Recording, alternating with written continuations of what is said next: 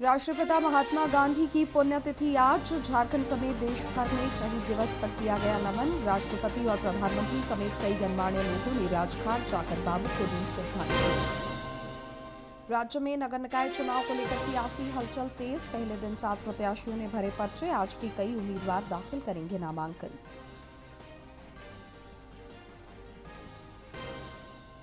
JPSC ने की 14वीं civil सेवा परीक्षा की घोषणा। 103 पदों के लिए 8 मार्च को होगी प्रारंभिक परीक्षा। कल से शुरू होगा ऑनलाइन आवेदन। और रांची में आयोजित 69वीं राष्ट्रीय स्कूली हॉकी प्रतियोगिता में मेजबान झारखंड की दोनों टीमों का शानदार प्रदर्शन। प्री क्वार्टर फाइनल में किया प्रवेश।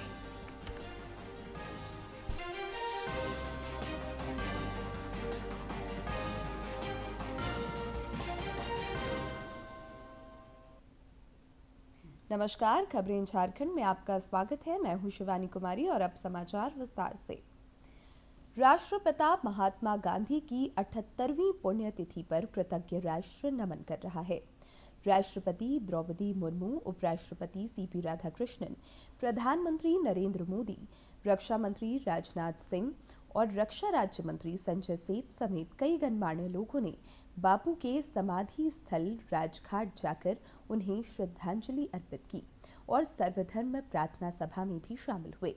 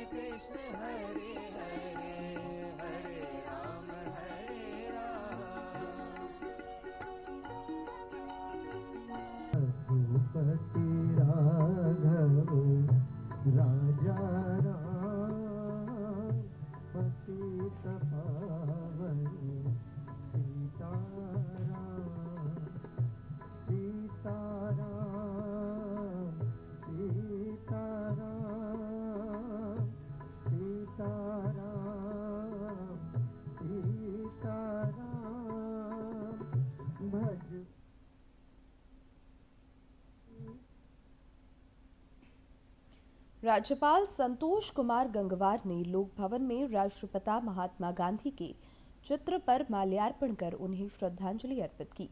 इस अवसर पर राज्यपाल के अपर मुख्य सचिव डॉक्टर नितिन मदन कुलकर्णी समेत लोक भवन के कई अधिकारियों और कर्मचारियों ने बापू के चित्र पर पुष्पांजलि अर्पित की।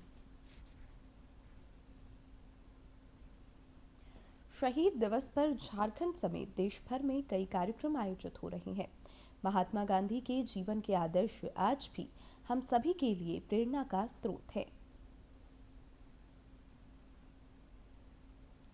सत्य, अहिंसा, त्याग, तपस्या और मानवता के अनुपम प्रतिमूर्ति महात्मा गांधी भारत की अमूल्य धरोहर हैं। 2 अक्टूबर 1869 को गुजरात के पोरबंदर में जन्मे मोहनदास करमचंद गांधी भारतीय सनातनता और पारिवारिक संस्कारों से सुसज्जित व्यक्ति थे, जिसके बल पर उन्होंने जीवन के तमाम उतार चढ़ावों को झेला। महात्मा गांधी ने अपनी शिक्षा स्थानीय और विदेश दोनों जगहों से प्राप्त की, जिससे वे देश की संस्कृति से तो जुड़े ही दुनिया के रंग ढंग से भी परिचित हो पाए। दक्षिण अफ्रीका के प्रवास के दौरान वे रंग भेद से परिचित हुए तो स्वदेश वापसी के बाद देश में पहले गरीबी, बदहाली, शोषण को समझ पाए और धीरे धीरे आंदोलन के नेतृत्व का सिलसिला शुरू किया, जो आजादी मिलने तक अनवरत जारी रहा। महात्मा गांधी ने चंपारण सत्याग्रह, खेड़ा सत्याग्रह, रॉयल एक्ट सत्याग्रह, सविनय अवज्ञा आंदोलन, नमक कानून उल्लंघन, 1942 का भारत छोड़ो आंदोलन और तमाम सामाजिक सुधार आंदोलनों को नेतृत्व प्रदान किया।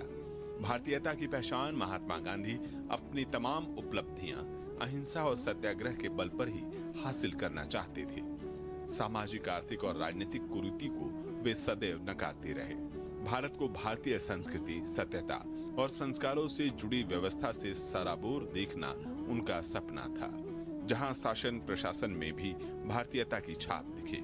महात्मा गांधी सर्वधर्म समभाव के भी प्रबल हिमायती थे, तो किसान, मजदूर और स्त्रियों के विकास के प्रति भी निरंतर प्रयत्नशील रहे। और आज भारत ही नहीं, सारा विश्व उनके सत्य और अहिंसा के प्रयोग के प्रति सम्मान प्रकट करता है और गांधी जी को अपना मान रहा है, क्योंकि उनके द्वारा किए गए तमाम प्रयोग व्यक्ति के व्यक्तित्व और विकास के साथ ही मानवीय आदर्शों की स्थापना हेतु सफल रहे हैं। तभी तो रोमा रोला जैसे दार्शनिक ने कहा कि बापू मानव जाति के लिए नई आशा का सवेरा हैं।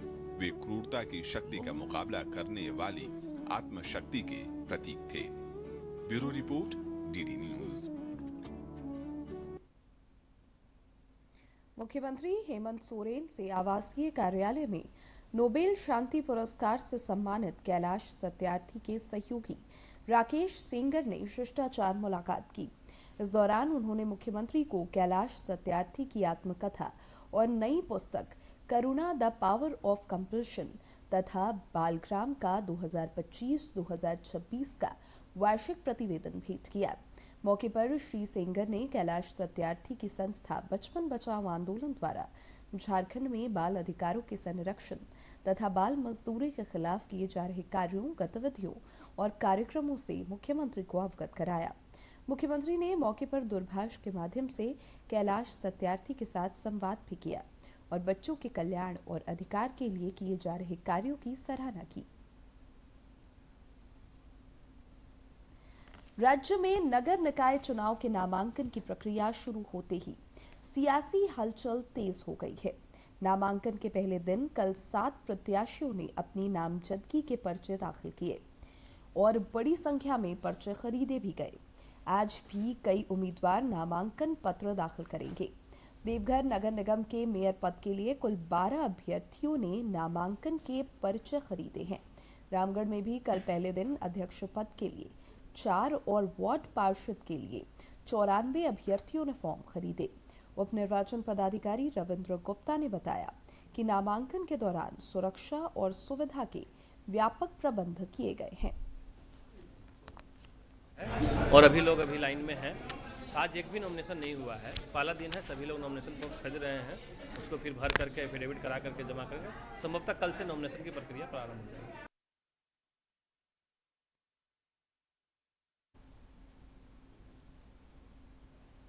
जमशेदपुर में कल देर रात पुलिस और उद्योगपति कैरव गांधी के अपहरणकर्ताओं के बीच हुई मुठभेड़ में 3 अपहरणकर्ता घायल हो गए।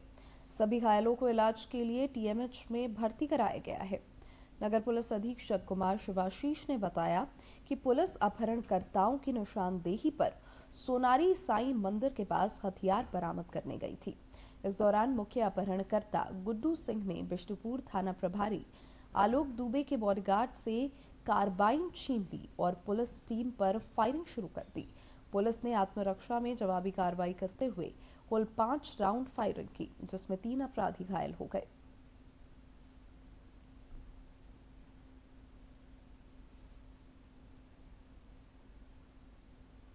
आफ्टर द हथियार रिकवरी, जिसमें 2 कट्टे रिकवर हुए और 4 गोलियाँ रिकवर हुई, उसमें उनके द्वारा फिर वहाँ पे पुलिस टीम के एक कांस्टेबल का कार्बाइन को छीना गया। पुलिस टीम के ऊपर 6 राउंड फायरिंग की गई। थैंकफुली किसी को कोई इंजरी नहीं हुई पुलिस टीम में, बट रिटेलिएटरी फायर हमने 5 लोगों को किया, 5 राउंड्स किया और 5 राउंड में 3 लोगों को इसमें गोली लगी है, जिनका नाम है गुड्डू सिंह, इमरान आलम और रमीज़ राजा। तीनों को पैर में गोली लगी, हम हॉस्पिटल आए थे। तीनों काफ़ी स्टेबल है और कोई इशू नहीं। तीनों को अंडरगो मेडिकल ट्रीटमेंट और बाकी लीगल प्रोसीजर। जामताड़ा में उत्पाद विभाग ने एक ट्रक से भारी मात्रा में शराब की अवैध खेप पकड़ी है। उत्पाद अधीक्षक कुंदन कुमार कौशल के अनुसार 1000 लीटर से ज्यादा स्पिरिट और 10 पेटी अवैध शराब जब्त की गई है। इस मामले में आगे की कार्रवाई की जा रही है।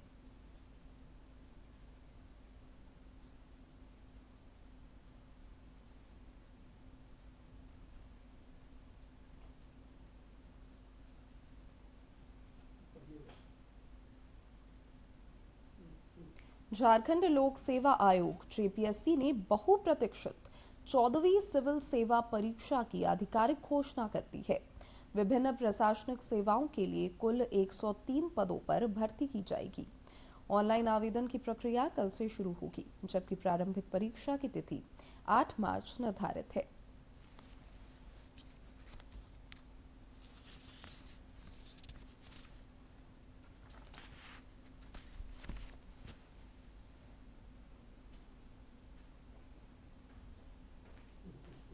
विनोबा भावे विश्वविद्यालय में जनजातीय भाषा के विद्वानों का महाकुंभ लगा हुआ है। यहाँ विश्वविद्यालय और केंद्रीय भारतीय भाषा संस्थान मैसूर के संयुक्त तत्वावधान में कल से 3 दिवसीय राष्ट्रीय गोष्ठी की शुरुआत हुई। विनोबा भावे विश्वविद्यालय में जनजातीय भाषा पर आयोजित संगोष्ठी को संबोधित करते हुए मौखिक एवं जनजातीय साहित्य केंद्र नई दिल्ली की संस्थापक निदेशक पद्मश्री प्रोफेसर अन्विता अब्बी ने कहा कि जनजातीय भाषा हमारे इतिहास का आईना है। उन्होंने जोर देकर कहा कि संथाली भाषा कंप्यूटर के लिए उपयुक्त है। संथाली की भाषा या मुंडा परिवार की जो भाषाएं हैं, उनकी जो संरचना है वो इतनी कॉम्पैक्ट है कि मुझे लगता है कि हमें कंप्यूटर लैंग्वेज और आगे आने वाली लैंग्वेज मशीन की कोई लैंग्वेज बनानी है तो इन्हीं भाषाओं का सहारा लेना चाहिए। आयोजक मानव विज्ञान विभाग के अध्यक्ष डॉक्टर विनोद रंजन ने कहा कि राष्ट्रीय संगोष्ठी में 10 राज्यों के भाषा के विशेषज्ञ और शोधार्थी हिस्सा ले रहे हैं। संगोष्ठी में जनजातीय भाषाओं की समकालीन चुनौतियां, विजन 2047 एवं जनजातीय भाषाओं पर चिंतन किया गया है। जो भारतीय ज्ञान परंपरा है, जनजातीय समाज की समावेशिता है, जनजातीय समाज की जो अपना दर्शन है, उससे लोक समाज, सामान्य समाज भी अवगत होगा। संगोष्ठी में शामिल छात्र पुष्कर कुमार पुष्प ने कहा कि यह संगोष्ठी भारत सरकार के विजन 2047 को पूरा करने में महत्वपूर्ण सिद्ध होगा। यह कार्यक्रम वैसी 800 भाषा जो सूची में शामिल नहीं है, उन्हें बचाने की दिशा में काफी कारगर होगा। नॉलेज है जो हमारे बुजुर्गों के, हमारे पूर्वजों के पास था, वो उस भाषा के रूप में हमारे पास सन्निहित है, जो अभी कहीं न कहीं नष्ट होने के कगार पे है। और अगर हम भारत को 2047 में विकसित देखना चाह रहे हैं तो हमें इन संपदाओं को जो भाषा के रूप में हमारे साथ संग्रहित है, हमारे पास मौजूद हैं, उनको सहेजने की आवश्यकता है। और ऐसी संगोष्ठियाँ उनको सहेजने में महत्वपूर्ण भूमिका निभाती हैं। विनोबा भावे विश्वविद्यालय में आयोजित यह संगोष्ठी आने वाले दिनों में छात्र, समाज और देश के लिए मील का पत्थर साबित होगी। हजारीबाग से गौरव प्रकाश की रिपोर्ट। प्रधानमंत्री नरेंद्र मोदी के कार्यकाल के दौरान देश में कई लंबित परियोजनाएं धरातल पर उतरी हैं, जिससे विकास को गति मिली है। प्रगति समीक्षा प्लेटफॉर्म से NH 65 अंबाला कैथल का 4 लेन निर्माण को भी गति मिली है।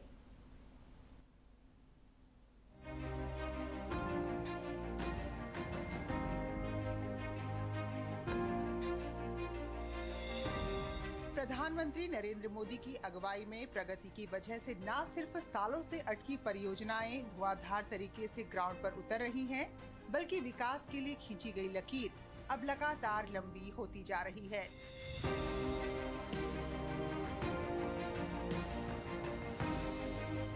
ऐसी ही एक रुकी हुई परियोजना प्रगति में हुई समीक्षा के बाद महज 1 साल में ही पूरी हो गई।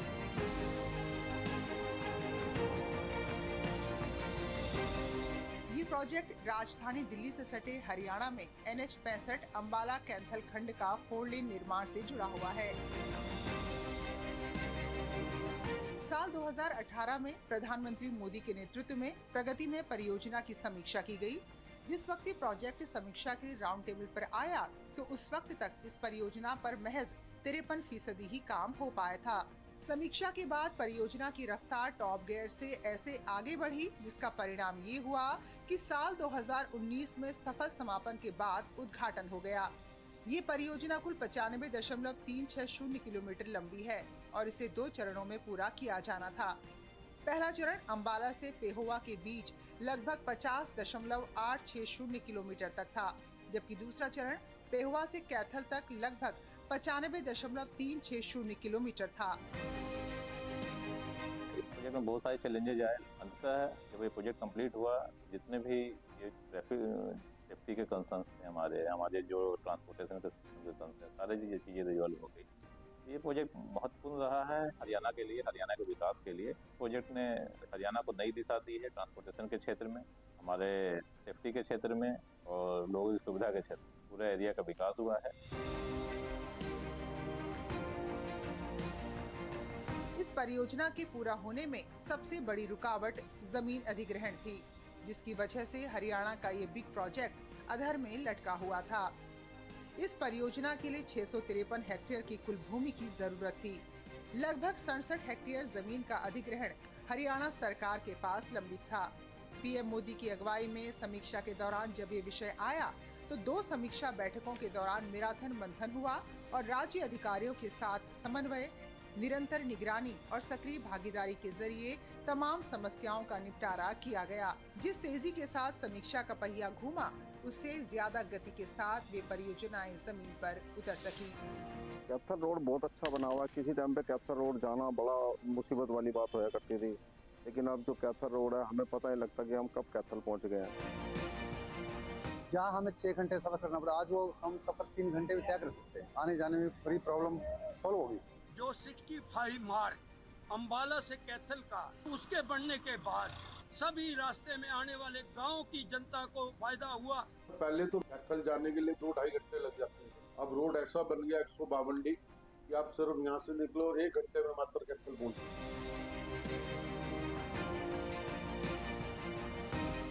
NH 65 के अम्बाला कैथल खंड को 4 लेन का बनाने से पूरे क्षेत्र में यात्रा दक्षता, सड़क सुरक्षा और माल ढुलाई में बेहतरीन सुधार हुआ। भीड़ कम करके यात्रा की गति बढ़ाकर और सड़क परिवहन की विश्वसनीयता में सुधार कर इस परियोजना ने बाजारों, रोजगार केंद्रों और आवश्यक सेवाओं तक पहुंच को मजबूत किया, जिससे हरियाणा के इस हिस्से में सतत सामाजिक आर्थिक विकास में योगदान मिला है। Bureau report, DD news.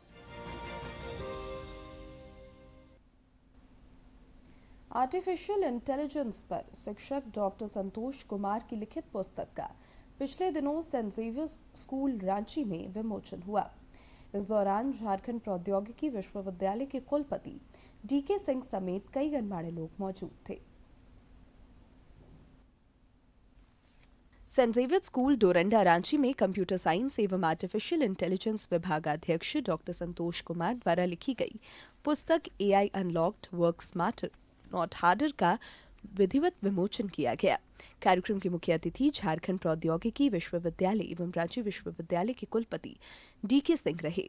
Today's event is honoring of knowledge, honoring of revolution and transformative power of artificial intelligence, shaping our future.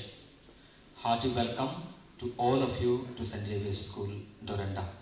इस अवसर पर लेखक एवं विभागाध्यक्ष डॉक्टर संतोष कुमार ने AI को भविष्य की जरूरत बताते हुए कहा कि यह तकनीक इंसानों को प्रतिस्थापित नहीं बल्कि सशक्त बनाती है।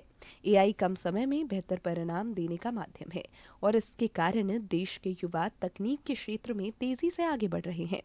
मैंने एक बुक लिखा है आर्टिफिशियल इंटेलिजेंस पे, AI unlocked work smarter not harder. ये पुस्तक बेसिकली आर्टिफिशियल इंटेलिजेंस के बारे में जो मिथ हैं उनको दूर करने के लिए और कैसे आर्टिफिशियल इंटेलिजेंस को हम अपने डेली लाइफ में यूज़ कर सकते हैं उसको बताने के लिए इस बुक को मैंने लिखा है। ये बुक थॉर्नटन प्रेस के थ्रू ये छपी गई है और थॉर्नटन प्रेस इस बुक के पब्लिशर्स हैं। इस बुक के माध्यम से मैं ये चाहता हूँ कि भारत में जन जन तक आर्टिफिशियल इंटेलिजेंस की क्रांति पहुँचे और AI के बारे में जो भी हमारी जानकारियाँ हैं, AI के बारे में जो भी अपडेट्स हैं, उनके बारे में हम लोगों को बता सकें। AI unlocked work smarter not harder पुस्तक AI से जुड़ी भ्रांतियों को दूर करने और इसे जन जन तक पहुंचाने का प्रयास है। यह पुस्तक न सिर्फ छात्रों बल्कि आम लोगों के लिए भी AI को समझने का एक सरल और प्रभावी माध्यम बनेगी। रांची से सरिता की रिपोर्ट। बोकारो की उप विकास आयुक्त शताब्दी मजूमदार ने सड़क दुर्घटनाओं की रोकथाम, यातायात व्यवस्था को सुदृढ़ करने तथा सड़क सुरक्षा से संबंधित कई निर्देश अधिकारियों को दिए। उन्होंने समाहरणालय में सड़क सुरक्षा समिति की बैठक कर कई पहलुओं की समीक्षा की। DDC ने नौजवानों को सड़क सुरक्षा वॉलंटियर के रूप में प्रोत्साहित करने, 50 नगर निगम क्षेत्र को अतिक्रमण मुक्त बनाने, ट्रैफिक विभाग को प्रति माह रिपोर्ट सौंपने, स्कूल बसों के संचालन में सुप्रीम कोर्ट के गाइडलाइन का पालन करने, हिट एंड रन मुआवजा मामले का त्वरित निष्पादन करने सहित कई निर्देश दिए। बैठक में अपर समाहर्ता मुमताज अंसारी, जिला परिवहन पदाधिकारी मारुति मिंज, जिला शिक्षा पदाधिकारी जगन्नाथ लोहरा, ट्रैफिक डीएसपी विद्याशंकर समेत अन्य अधिकारी उपस्थित थे।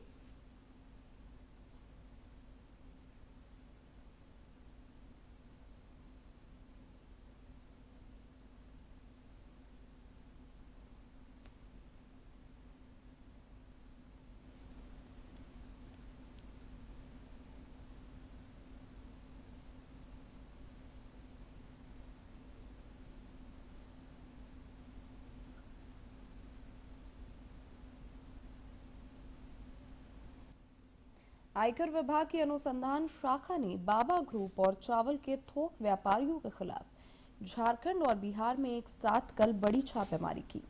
रांची, जमशेदपुर, गया, औरंगाबाद और पटना समेत कुल 45 ठिकानों पर कार्रवाई की गई। छापेमारी में करीब 500 आयकर अधिकारी शामिल रहे। इस दौरान करोड़ों रुपए के संदिग्ध लेन देन से जुड़े दस्तावेज और डिजिटल साक्ष्य बरामद होने की सूचना है। आयकर विभाग टैक्स चोरी और शैल कंपनियों के नेटवर्क की गहन जांच कर रहा है। और अब कुछ खबर फटाफट अंदाज में देखते हैं जिलों से।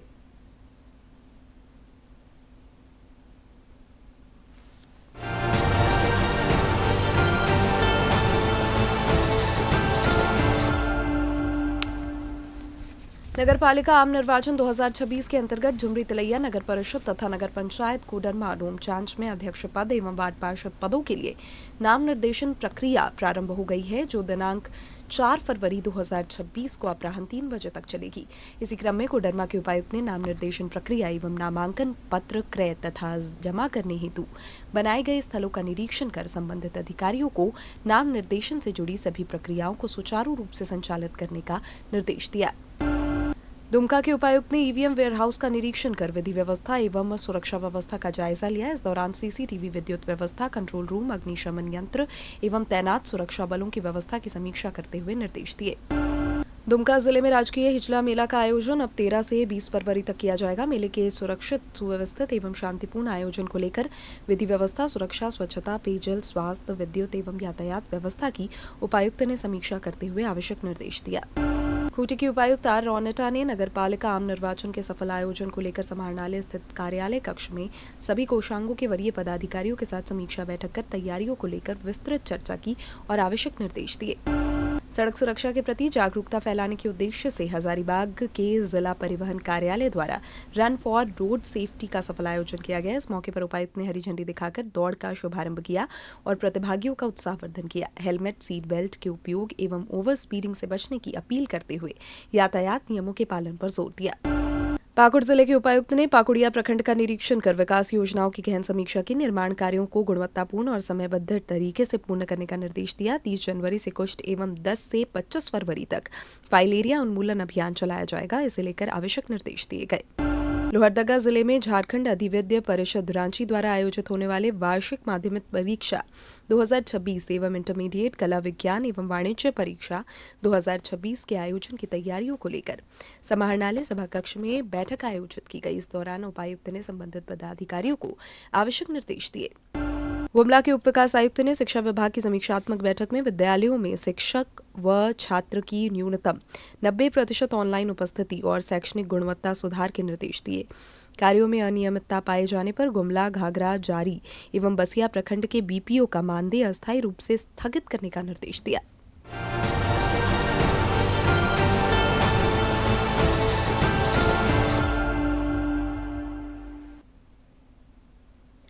रांची में आयोजित 69वीं राष्ट्रीय स्कूली हॉकी प्रतियोगिता में मेजबान झारखंड का शानदार प्रदर्शन जारी है। राज्य की बालक और बालिका वर्ग ने टूर्नामेंट के प्री क्वार्टर फाइनल में प्रवेश कर लिया है। बालक टीम ने अपने लीग मैचों में बेहतरीन प्रदर्शन करते हुए पूल में शीर्ष स्थान हासिल किया और सीधे प्री क्वार्टर फाइनल में जगह बनाई है। वहीं बालिका टीम ने भी अपने पूल में शानदार खेल दिखाते हुए अंतिम 16 में प्रवेश किया है।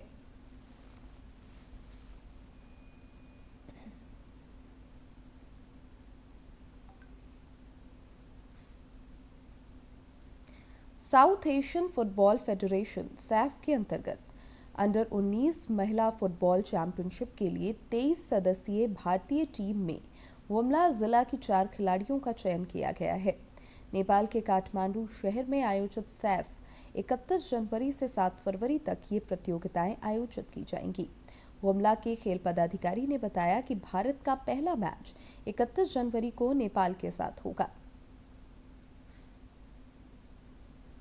वीर बिरसा साइक्लोथॉन कार्यक्रम के तहत एनसीसी झारखंड के 15 युवाओं के दल ने रांची से लेकर दिल्ली तक साइकिल से यात्रा की।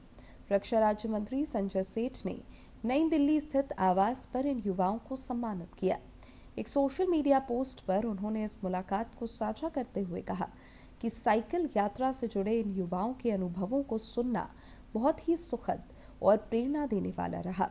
श्री सेठ ने कहा कि नई दिल्ली में एनसीसी रैली में प्रधानमंत्री को इस समूह ने धरती आबा का प्रतीक चिन्ह भी भेंट किया। और अब बात मौसम की। उत्तर भारत और पहाड़ी इलाकों में हाल ही में हुई बर्फबारी के कारण रांची समेत पूरे झारखंड में एक बार फिर कनकनी बढ़ गई है।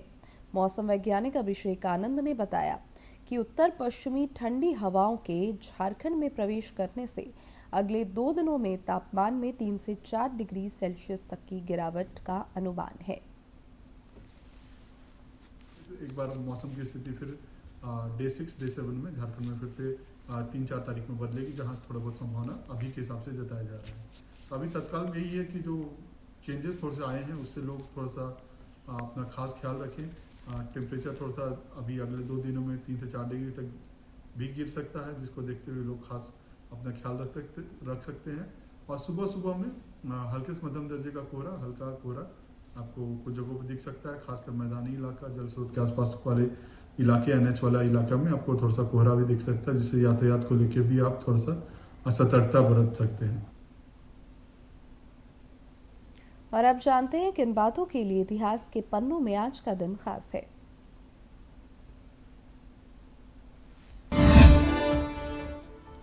भारतीय इतिहास में आज का दिन दुखद है।